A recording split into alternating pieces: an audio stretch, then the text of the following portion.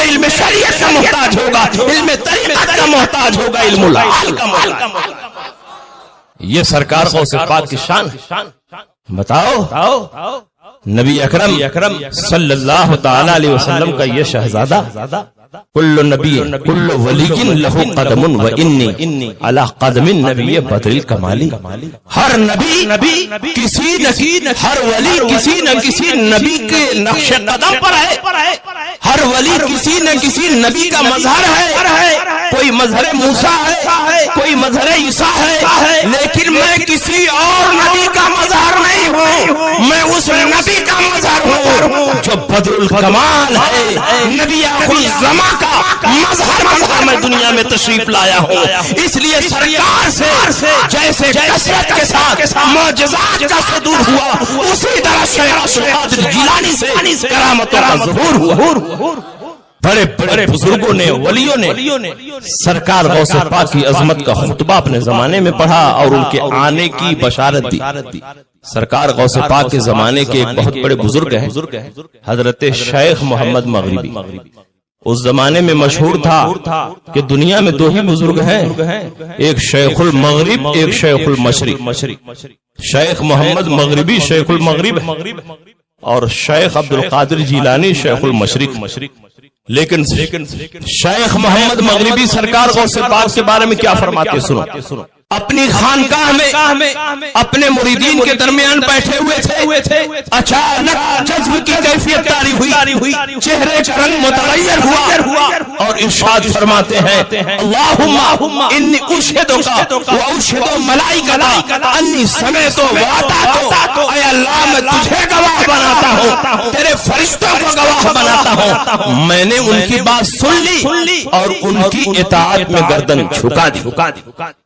جب عالم صحو میں آئے، مریدین نے پوچھا حضور آپ نے کس بات پر اللہ کو اور فرشتوں کو گواہ بنایا کہ ان کی بات سن لی اور گردن جھکائی؟ کہا سنو، مجھ پر جذب کی کیفیت طاری ہوئی، میں نے اپنی نگاہ ولایت سے دیکھا کہ بغداد کے منبر سے شیخ عبد القادر جیلانی اعلان فرما رہے ہیں قدمی ہاذہی علی رقبۃ کل ولی اللہ، میرا یہ قدم تمام اولیاء اللہ کی گردن پر ہے۔ تو میں نے محسوس کیا رب کی بارگاہ سے میرے قلب پر الہام ہو رہا ہے، رب قدیر فرما رہا ہے تمام ولیوں نے گردن جھکا دی ہے، تو بھی گردن جھکا دے۔ اس لیے میں نے اللہ کو فرشتوں کو گواہ بنا کر کے گردن جھکا دی اور شیخ عبد القادر جیلانی کی اطاعت قبول کی۔ جب میں نے گردن جھکائی تو نگاہ ولایت سے دیکھا کہ سرکار باب جنت پر کھڑے اور فرشتوں کو حکم دے رہے ہیں یہ خلعت جنت لے جاؤ فلاں ولی کو دے دو، اس نے میرے لاڈلے کے لیے گردن جھکائی۔ یہ خلعت جنت فلاں ولی کو دے دو، اس نے میرے لاڈلے کے لیے گردن جھکائی۔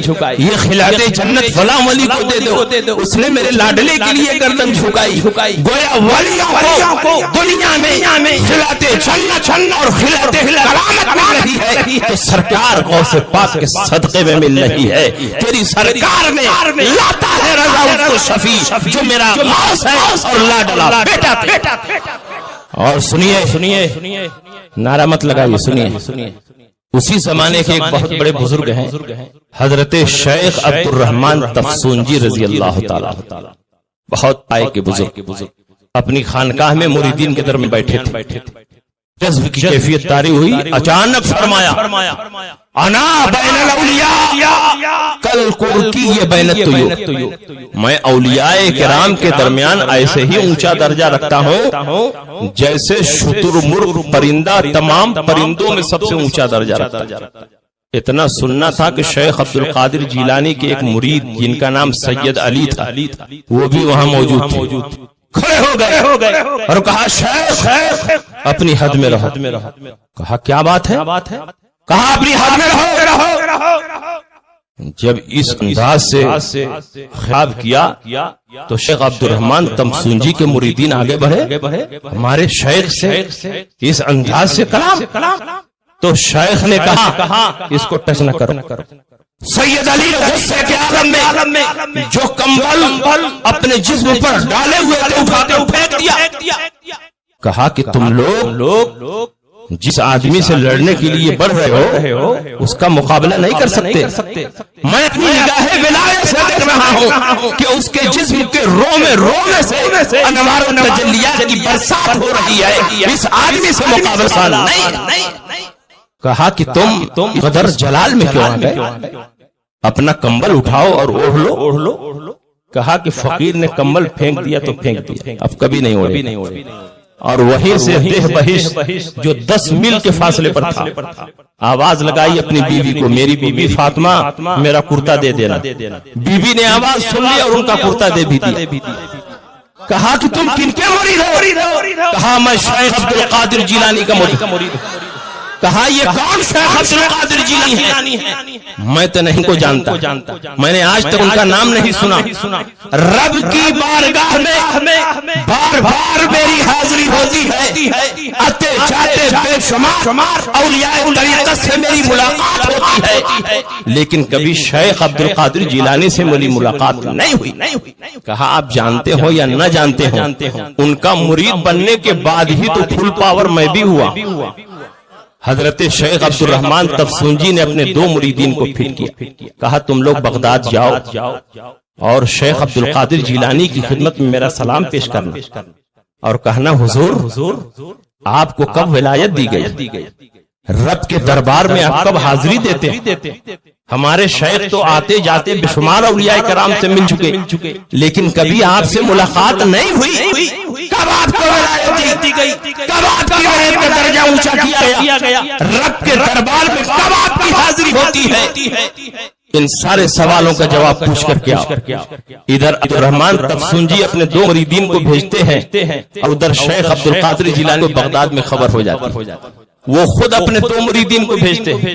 کہا جاؤ فلاں مقام پر عبد الرحمن تفسونجی 2 مرید ملیں گے جو یہ پیغام لے کر آ رہے ہیں. ان کو اپنے ساتھ لے کر عبد الرحمن تفسونجی کی خدمت میں پہنچو اور ان کے سوالوں کا اس طرح جواب دینا. اے شیخ تمہیں کیا معلوم کہ شیخ عبد القادر جیلانی کو کب ولایت دی گئی؟ شیخ عبد القادر جیلانی کب رب کے دربار میں حاضری دیتے ہیں؟ رب کے دربار میں جانے کے بہت سے راستے ہیں.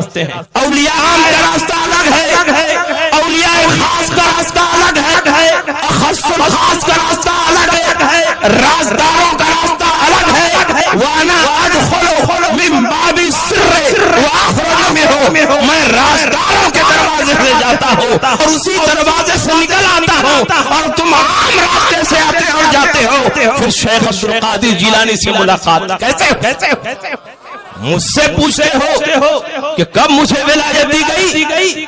فلاں مہینے کی فلاں تاریخ کو تجھے ولایت دی گئی اور یہ ولایت اللہ نے میرے ہاتھوں تجھے عطا فرمائی. فلاں مہینے کی فلاں تاریخ کو تیری ولایت کا درجہ اونچا کیا گیا، مرتبے کی یہ بلندی میرے ہاتھوں عمل میں آئی. فلاں مہینے کی فلاں تاریخ کو یہ خلعت کرامت تجھے دی گئی اور اس کی پہچان یہ ہے کہ اس کا نقش سورہ اخلاص کا نقش تھا.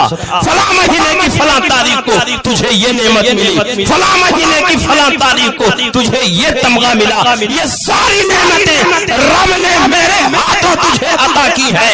اس لیے تم شیخ عبد القادر جیلانی کے مرتبے کو نہیں پہنچ سکتے. جب شیخ عبد الرحمن تفسونجی کو یہ اطلاع ملی تو قسم کھا کر کہا کہ یہ ساری باتیں سچ ہیں، یہ ساری تاریخیں سچ ہیں، جو کچھ شیخ عبد القادر نے بیان کیا وہ سچ ہے. میں نے آج تک اس کا تذکرہ کسی سے نہیں کیا اور شیخ عبد القادر کو خبر ہے.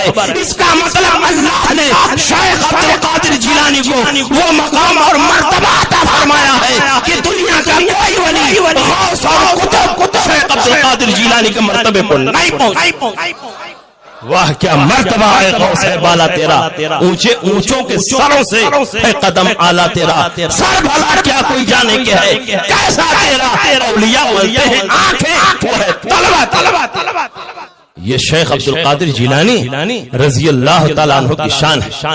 سرکار غوث پاک رضی اللہ تعالیٰ عنہ کی عظمت کو بیان کرے تو پوری رات ختم ہو جائے گی، لیکن آپ کی عظمت کا بیان کمپلیٹ نہیں ہوگا. یہ وہ مادرزاد اور پیدائشی ولی ہے کہ پیدا ہوتے ہی دودھ پینا چھوڑ دیا. پورے اطراف گیلان میں یہ خبر مشہور ہو گئی ولد للاشراف ولد لا یرضع فی رمضان، سادات کے گھرانے میں ایک ایسا بچہ پیدا ہوا ہے جو رمضان المبارک میں دودھ نہیں پیتا۔ اگر تم واقعی سرکار اور صفات کے سچے غلام ہو تو میرے سرکار نے اس زمانے میں روزہ رکھا جبکہ آپ پر روزہ فرض نہیں تھا، تم پر روزہ فرض ہے۔ اگر واقعی سرکار اور صفات کے سچے تو سرکار غوث پاک کی اس سنت کو زندہ کر کے دکھاؤ، ہم بھی سرکار غوث پاک کے غلام ہیں، ہرگز ہم رمضان المبارک کا روزہ نہیں چھوڑیں۔ اس لیے ہم شریعت پر پوری مضبوطی کے ساتھ عمل کریں۔ سرکار غوث پاک رضی اللہ تعالیٰ عنہ کی شان بہت بلند ہے۔ اللہ رب العزت نے علم میں بھی ان کو بے مثال بنایا۔